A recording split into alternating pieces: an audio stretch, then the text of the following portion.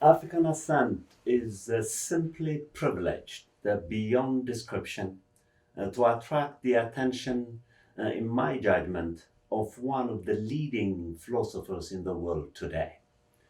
Professor Cornel West of Harvard University, in which he teaches at the moment. There is no university in which Professor West has not taught, all the way from Princeton to Harvard to the seminary and back to Harvard again. Introducing him will literally take the entire hour.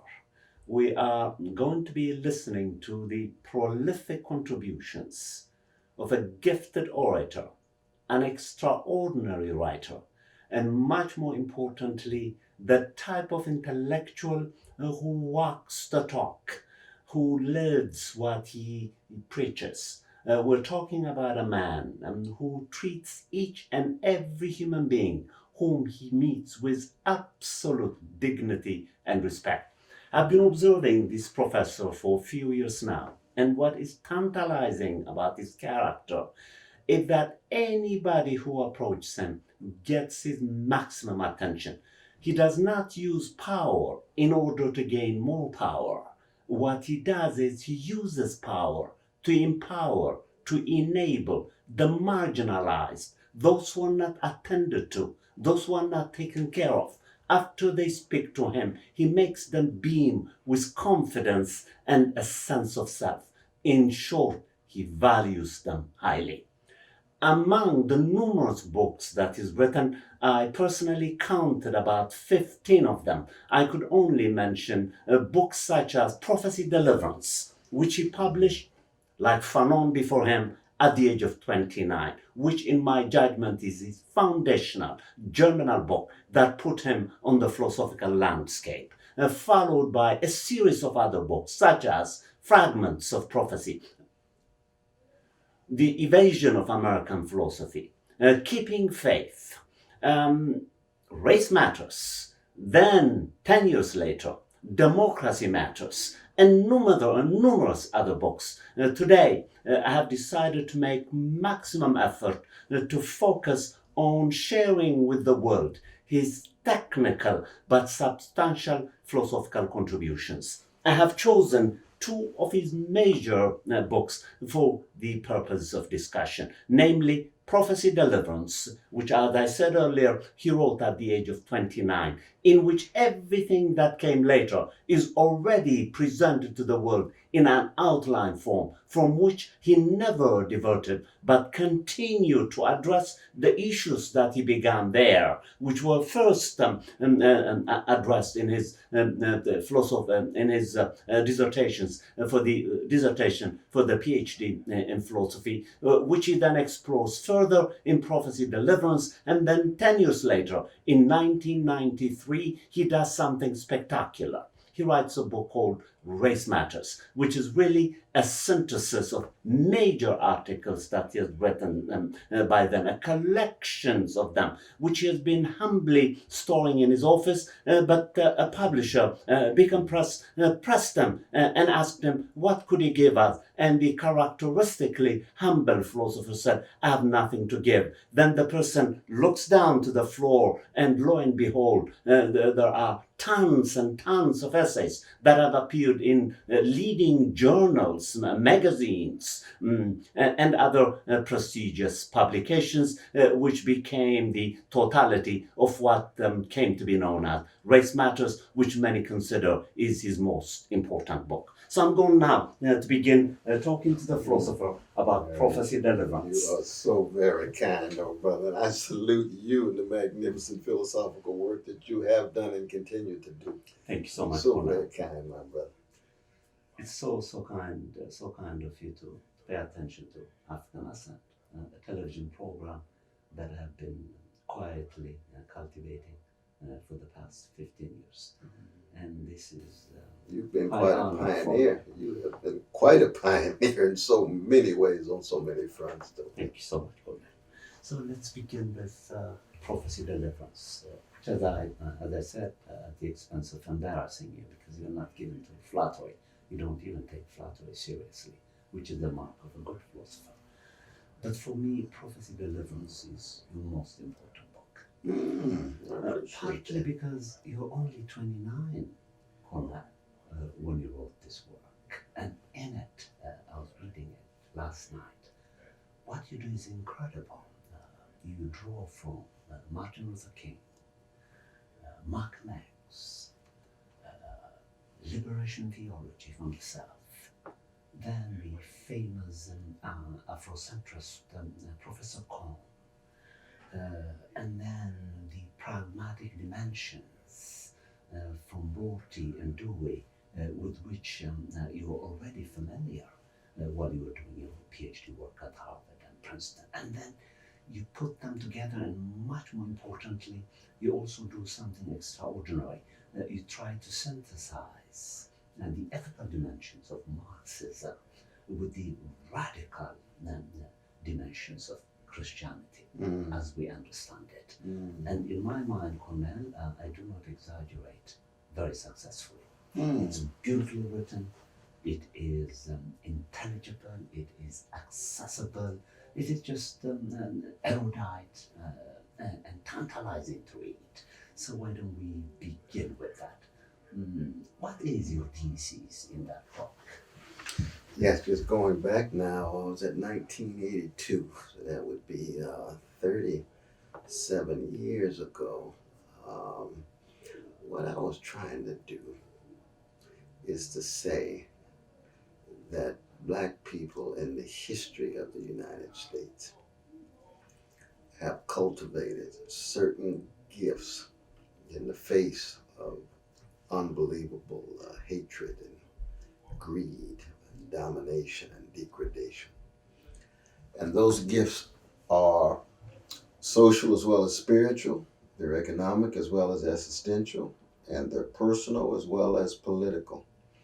So I was trying to say, let us tease out of the indigenous practices of black people in the history of the American Empire what kinds of gifts given to the modern world, because we are a thoroughly modern people. Black people are. We have been shaped and molded against the backdrop of a very rich set of African civilizations, but on those slave ships, on their way into the bowels of the New World, as enslaved New World Africans, that we have been forced to come up with various critiques, various forms of resistance, various modes of resilience, various forms of family, community. And a lot of people talk about the music, a lot of people talk about the language. Very important. We know the black musical tradition is probably, in my eyes, one of the greatest, if not the greatest, artistic and spiritual tradition in the modern world. But the challenge was in that text, let us take seriously the forms of catastrophe that black people have confronted and then see what kinds of creativity, what kinds of compassion have we been able to unleash in the world, fundamentally tied to a quest for freedom.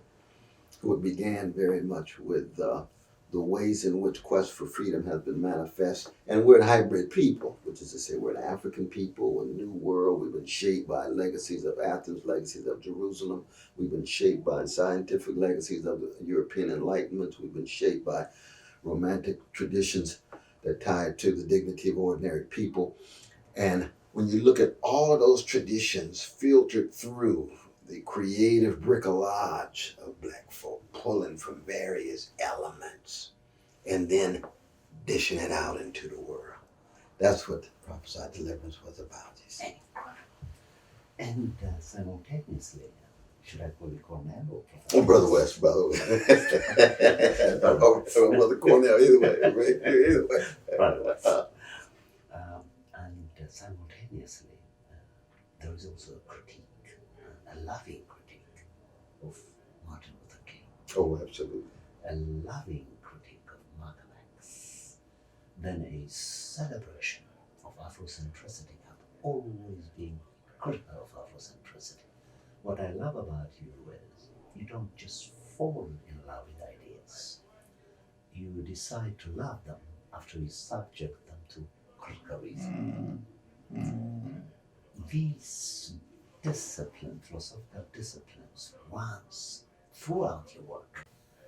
It was even relevant, excitingly relevant when you spoke to Louis Farrakhan and you engaged him critically and lovingly to develop an analytically disciplined understanding of Jewishness.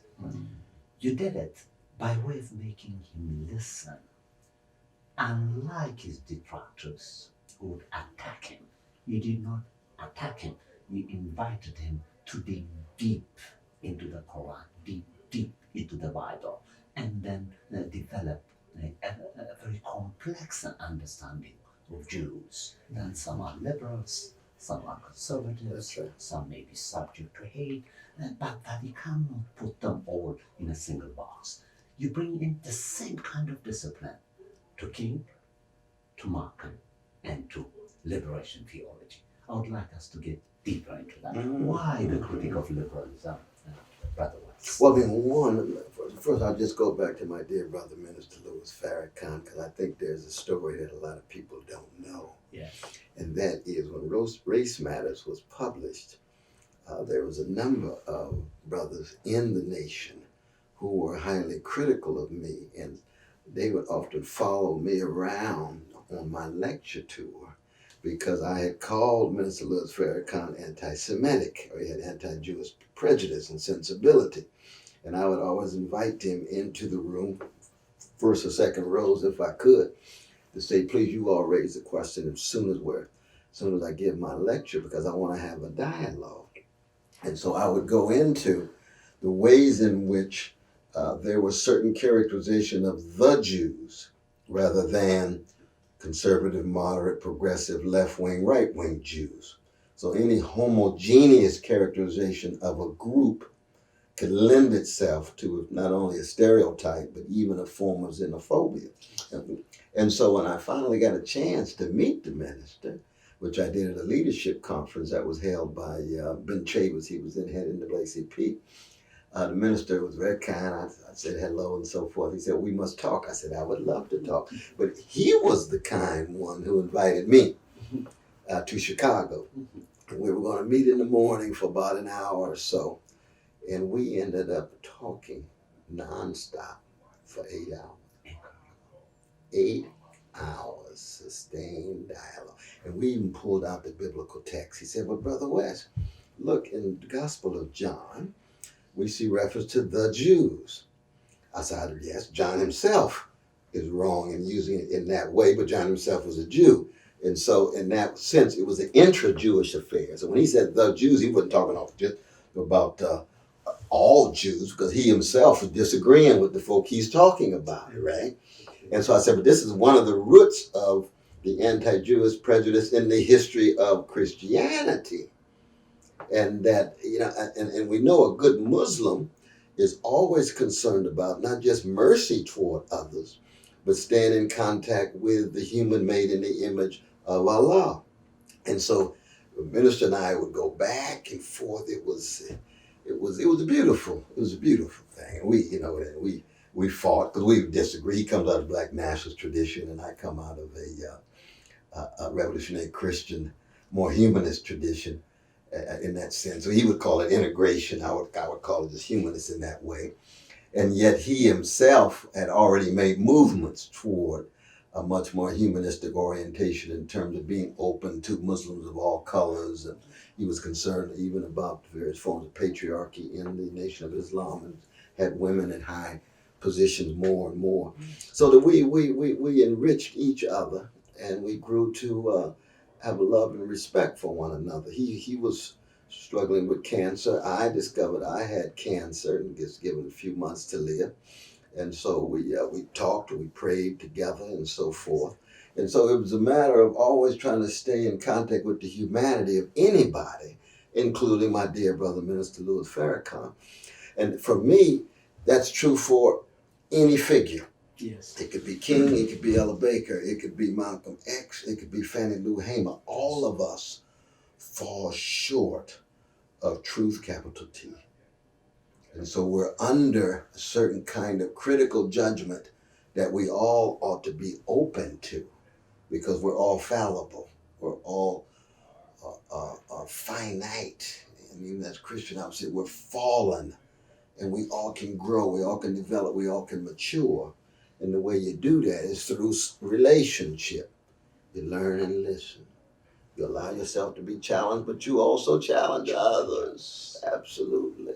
Absolutely. And that's and you try to be consistent about it. No matter what color, no matter what religion, identity, national identity, sexual orientation, whatever it is, as a human being, you have to be accountable, you have to be answerable, and you have to be responsible. Incredible. And the very title of the book, Prophetic Deliverance, is extraordinary. Um, let us unpack it philosophically. Yes, absolutely. What is the idea of prophetic deliverance as a philosophical concept? What kind of umbrella is it, metaphorically speaking, under which you are subsuming the defense of the dignity, the freedom, and what you call the intrinsic inherent rights that individuals, as individuals outside of the spectrum of race, class, and gender have? I like the way you have juxtaposed these two terms, the prophetic dimension and the idea of deliverance. Deliverance too, yeah. Well, some of that actually attributable to one of the great ministers, pastors, preachers in 20th and early 21st century, James Forbes, that he helped me come up with that title. I remember he said, I've been reading parts of your text and you talking about prophesied deliverance. I said, oh, wow, I see what you're saying. Now, it seems to have such a profoundly religious character to it. Mm-hmm. But there are secular modes that can be attributed as well. We can go back to the great work on the prophets by the inimitable Rabbi Abraham Joshua Heschel, where he defines the prophetic as he or she who has a hypersensitivity to the suffering of others, especially the suffering of the vulnerable. And it goes back to the prophetic Judaism that says, to be human is to spread hesed, which is steadfast love, loving kindness, to the orphan, the widow, the fatherless, the motherless. Micah 6 said, do justly, love mercy, walk humbly with thy God. And when you look at the history of prophetic voices, it could be those under slavery in Egypt. It could be modern working people in the capitalist society. It could be contemporary poor people in the society in which the top 1% is driven by greed, indifference, or callousness. It could be Roma in Europe, so-called gypsies. It could be Dalits in India, so-called untouchables. It could be peasants in Ethiopia coming to terms with a professional elite that is not speaking to their interests in a serious way. Any hypersensitivity to the suffering of others is a prophetic moment. It's very interesting. In the last paragraph of Georg Lukas's great essay of March 1918, what is Orthodox Marxism? And he says, Orthodox Marxism is no guard of tradition. It is expressed in the profit-driven utterances of the tasks of the present connected to the overall process of history as a totality. Now he's using Hegelian and Marxist language as an agnostic, as atheist, as a secular Marxist thinker, means that Marx himself, C.L.R. James himself, Angela Davis herself, all of them secular thinkers still have prophetic dimensions in what they're doing. Now deliverance, of course, has to do both with an attempt to facilitate oppressed people coming up with ways, theoretically, practically, of overcoming their oppression. and therefore involved in a certain kind of deliverance on their own. Now, in the biblical sense, of course, deliverance also has to do with divine powers, has to do with grace and so forth. So it can go a number of different ways. But deliverance was really an attempt to accent what we would call in the 20th century and 21st century utopian energies. Incredible. Alan Ernest Bloch. That's exactly it. And the principle of hope. Yes. Absolutely. Incredible. So there is a family resemblance between these two concepts. Very much so. Particularly when you secularize it. Absolutely. Amazing. Well, Cornel, I was going to invest about an hour just on prophecy deliverance. Your time, Cornel, is so limited. We're going to do another interview. This is not the last interview. Yes, Cornel. We'll do another one. Absolutely. Absolutely. You salute me by spending your time, your brilliant and wonderful self and mind. Thank you so much, Cornel. So now I want to move to race matters. Oh, yes. And there, of course, I'm going to need 5 hours. But since you promised me the possibility of interviewing me again, so let me touch the surface. I want to concentrate on two central concepts. Mm-hmm. You are conceptually sharp, by the way, Cornel. Always focus. Mm-hmm. All that one has to do is listen to you very carefully, because you're such a gifted orator who wants to teach the world that occasionally when you give a list of names, meaning people do not know, except for professional philosophers, that they're getting extractions of very complex matters in the hands of a gifted speaker. So let's first talk about the philosophical status of the idea of nihilism. Thus, let's ground it in global literature, as you do.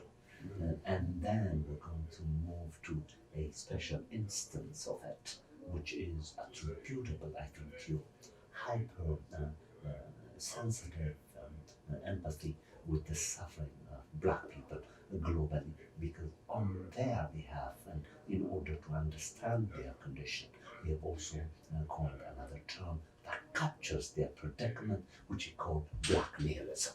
So let's first begin with the major concept and then with the special instance. So nihilism.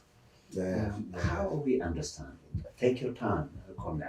Well, I mean, this is a very, very powerful question, no, brother. And I'm really asked this question, so I appreciate that. I really do. But for me, in the modern context, the concept of nihilism or nihilism, it can be pronounced both ways, is first articulated most explicitly in the history of the Russian intelligentsia. Remember Bazarov in Fathers and Sons by the great Ivan Turgenev is an exemplar of nihilism. And in his view, it's somebody who accepts the authority of science, who accepts a materialist conception of the world. And because science cannot give us values, it can give us ways of understanding the world in order to predict the future in light of the past, in order to manipulate the world, and through technological instrumentalities, dominate the world, squeeze out of the world what it can, treat nature as an it, an object to be manipulated, and yet unable to provide structures of meaning. So the issues of love and intimacy and community, values and virtues, and Bazarov, of course, meets his end in that great novel. But what Turgenev was getting at was the various ways in which the modern world makes it very difficult for us to gain access to modes of meaning in the world. Now, for me, the Anton Chekhov, in many ways, is the great literary artist of European modernity. Shakespeare begins, Cervantes begins, Chekhov is at the end. Postmodern is a different moment. And what is it about Chekhov? Well, Chekhov is dealing with a certain kind of nihilism, but he's trying to argue that the best best we can do is to persevere with courage. The best we can do is have stamina. The best we can do is have a strength, acknowledging that whatever structures of meaning we have, they're contingent, they're changeable, they're variable. Chekhov has read Schopenhauer, author Schopenhauer's World as Will and Representation. He's read Nietzsche.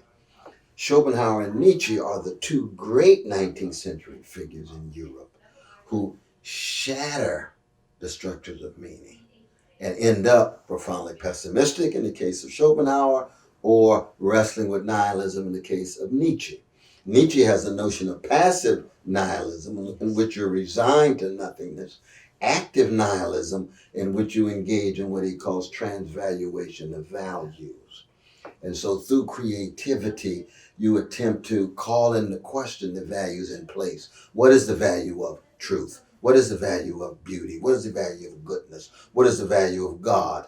What are the ways in which various revolts in the past have transvalued those values? And how can we look at what they've done and come up with new ways in which we can overcome what is in place? So on the one hand, you got a moment of the Russians in the early part of the 19th century. You've got Chekhov, who dies in 1904, beginning of the 20th century, mediated with Schopenhauer and Nietzsche. Then I come to Black predicament. How have these magnificent New World Africans come to terms with their sense of meaning being shattered by slave ships, slave auctions, plantation, lynching trees, various bombardments telling them they're less beautiful, less intelligent, less moral, trying to convince them they have the wrong hips and lips and noses and skin texture and hair texture and skin color. The bombardment of white supremacy that's trying to pull the rug from under any quest for meaning, let alone quest for freedom. And so in my essay, I was arguing, well, on the one hand, we've got to come to terms with the market forces of a capitalist society. What are the ways in which commodification, commercialization, marketization has attempted to soak the very souls of Black folk and make us think that somehow we're less human, less valuable, and unable to generate new forces, new forms of meaning. And so you got an economic dimension, Yes. you've got a philosophic dimension, there's a rich philosophical tradition, but the circumstances change. See, Russia, 1860s, different than Chicago, New York, Detroit, Atlanta, LA in the 1990s when I wrote that essay on nihilism. And you know, Cornel, what is very upsetting about some of the misreaders of race matters, and there are quite a few of them. I think some are simply jealous. They misunderstand Yeah. the argument. What you're trying to do in that work, as you just said, to repeat it, is to bring in the existential dimension. That's right. That's right. With the Marxist dimension. That's right. The critique is a blend of the critical theory of society, Absolutely. Frankfurt thinkers, Absolutely. the political economy of Marx, particularly the theory of modification in Capital One, the extraction of surplus value, and the way that this profit motive literally distorts the life chances of Black people, thereby contributing to their alienated sense of self, giving them this impression that life is meaningless, brutal and short. And here comes Professor West, who is contending, no, it is not about the shortiness, nastiness, and butchness of life as such, but the systematic penetration of capital in the form of the extraction of profit value, literally distorting what Julius Wilson calls the life chances of Blacks. That's right. That's And exactly right. I think. Well, you read it in the way that I would have liked people to have read it. Though I have Absolutely. that it is glaringly present there. Mm. Meaninglessness for you is not a natural condition. It That's is right. a condition that gets the semblance of naturalness only because it's penetrated by capital. And those who do not learn that the extraction of profit value is simply a historical product have a tendency to think that meaninglessness and nothingness are natural to the human condition. And we are contending, no, they are not. Black nihilism is ground in what capital continues to do to the life chances of black people. Exactly I think. right. That's exactly right. Very much so. When I was writing that, I had three intellectual sources in mind. I had one of Georg Simmel's philosophy of money. Yes. And the ways in which objectification mediated through currency and market exchange create these I-it relations in the language of Martin Buber. And it's very difficult to get an I-thou relation, human to human, soul to soul, face to face, eye to eye, subject to subject. I had in mind certainly Karl Marx, commodification. I mean, that's been one of the fundamental sources of my own intellectual formation. And it goes from Marx to Lukács, because Lukács' history and class consciousness has always been at the center of so much of what I do. That's why Fred Jameson, as a disciple of Lukács, has meant so much to me. Stanley Aronowitz, as a disciple of Lukács, has meant so much to me. But also Weber's notion of rationalization, which is a form of bureaucratizing the world with impersonal rules and regulations, so that you're always detached and distantiated from certain aspects of yourself. You're playing a role, you're wearing a mask. And in Weber, in those two great essays on the science as vocation and politics as vocation, the ethics of responsibility and the ethics of conviction, always clash. Existential dimension, your whole self, your whole being, conviction. Responsibility, you're in institutions, you have various kinds of duties and obligations relative to the rules and regulations of those institutions. And when you get all three of those coming at you, I mean, Weber called his project being locked in the iron cage. Marx called his project being locked in structures of unfreedom. And Simmel in his project mean you're alien to yourself. You're a stranger to your own self. When you get all three of those, then shot through black life in the largest empire in the history of the world, the U.S. empire, deeply capitalist in its culture, but also tied to claims of innocence. James Baldwin used to say, innocence itself is the crime. If you think you're innocent and you've already stolen the land of indigenous peoples, enslaved these Africans, exploited various workers of all and various colors, confined women to domestic households, debased and demonized gays and lesbians and trans and so forth, then like any other empire, like any other nation, as Walter Benjamin would say, you're tied to some form of barbarism. And if you think you're innocent and in denial about your own barbarism, then there's a good chance you're living in America. Because America is unique among empires to believe that it moves from perceived innocence to corruption without a mediating stage of maturity. We as an empire, we've grown powerful and rich, but we've never really grown up. We've had some great figures that try to teach us to grow up. Melville and Whitman and Martin King and Malcolm X, Maria Rookheiser and Stephen Sondheim, some of the great prophetic figures in the history of the American empire. But as a whole, though, we still Peter Pan like. Just don't want to grow up. But I look forward to our next conversation. Thank you very much. Thank you. Thank you. This has been Theodros Kiros for African Ascent, interviewing a major philosopher, Professor Cornel West, who is currently teaching at Harvard University. Thanks for staying with us.